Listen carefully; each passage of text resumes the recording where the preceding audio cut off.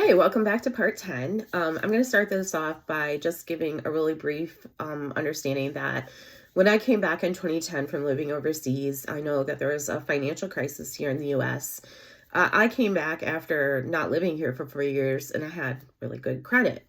Unfortunately, my information was used nefariously to open up credit cards, cash checks in my name, and it ended up resulting in about $30,000 of fraud. I was able to work it out, but I tell you this for two reasons. One, with the stories I'm about to share, um, things were just not lining up from the experience I had and dealt with fraud. And secondly, now knowing what I know, it makes me kind of wonder if um, if he was somehow involved with that fraud as well, from the very, very beginning. I'll never know. But it's just kind of weird how the person who took my information and fraudulently used it, I was finding out it was first my name, then my address, and I had only been living there for like maybe a couple months. Then all of a sudden they had my social security number. I mean, all things that he would have known or had access to when we were together in Jamaica. So I don't know. I hope that wasn't the case, but it could have very well been. I say that because when we were living in the rental, he started getting bills for Jared the jeweler. Now, we were married, so I did open one of the bills. I was curious. It was for a Pandora bracelet. I have since, in cleaning out some of his stuff, found the box for the Pandora bracelet, and no, it was never given to me. I never received any kind of jewelry like that from him.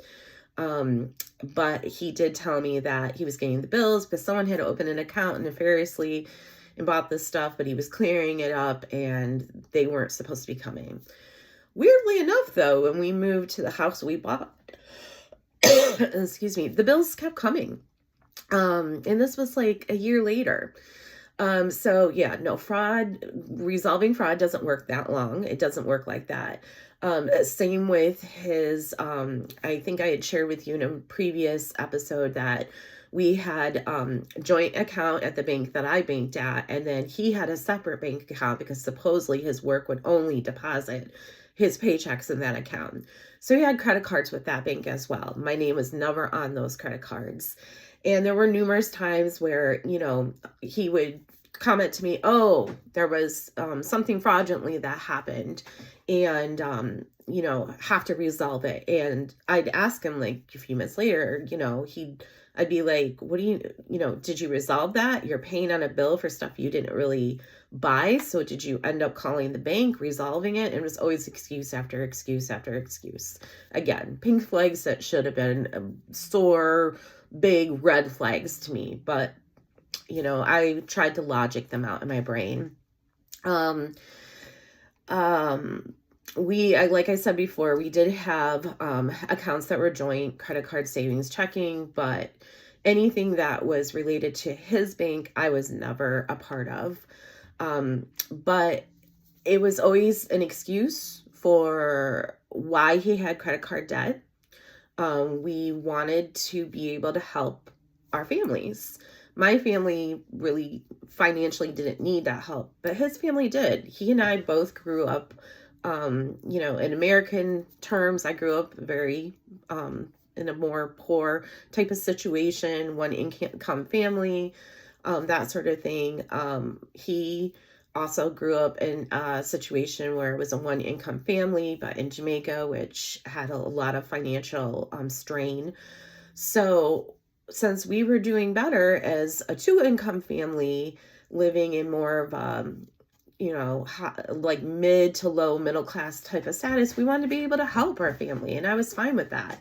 So when his family would ask us to bring stuff for them, I had no problem with that. And when his dad would have medical needs and need money to do tests, I had no problem with that. I had no problem with some of our money going to help his son as well.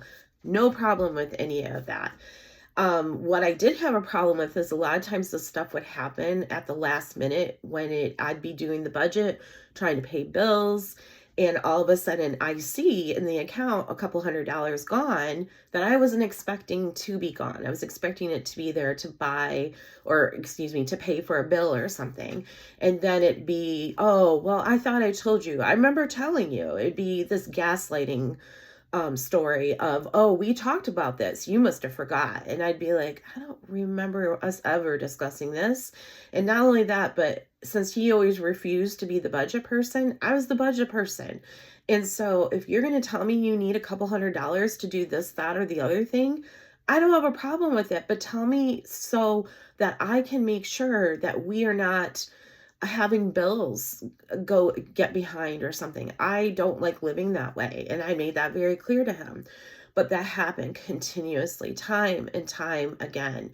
There were times where I would look on the credit card statement for our joint credit card, and there'd be things on there, and I'd be like, did you buy this? No. Did I buy this? I didn't buy it either. And so I'd be like, well, I think this must be fraud.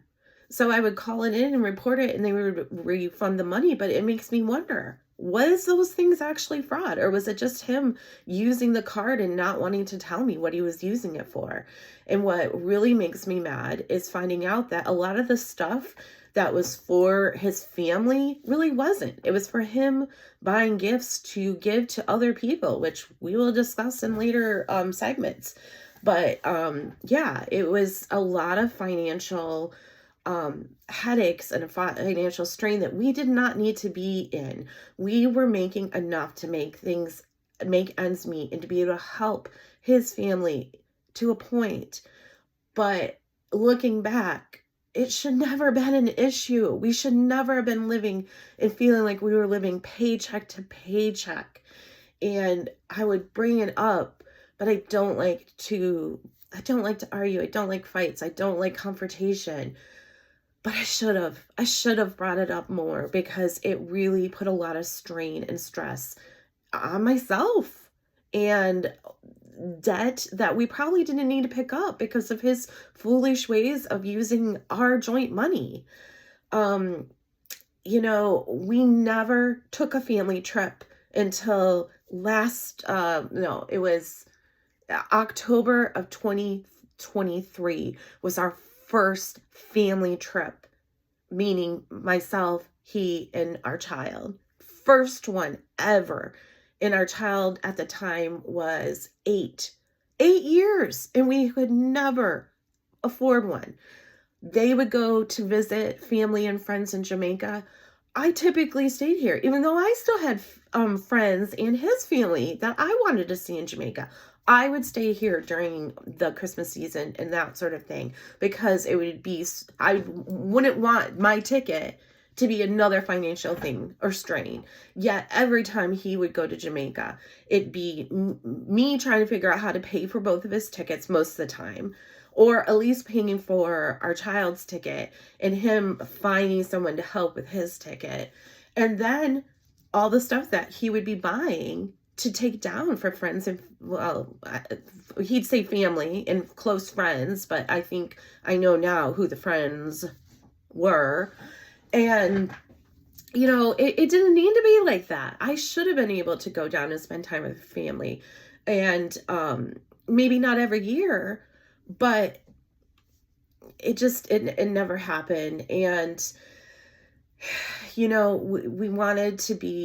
wanted to be a supportive wife and support him and seeing his family and being in touch with his culture, and our child having that same opportunity and seeing the family down there. And instead, I look back and feel like I was just being bamboozled financially, and even bamboozled on where our child was, which I will get to in another segment.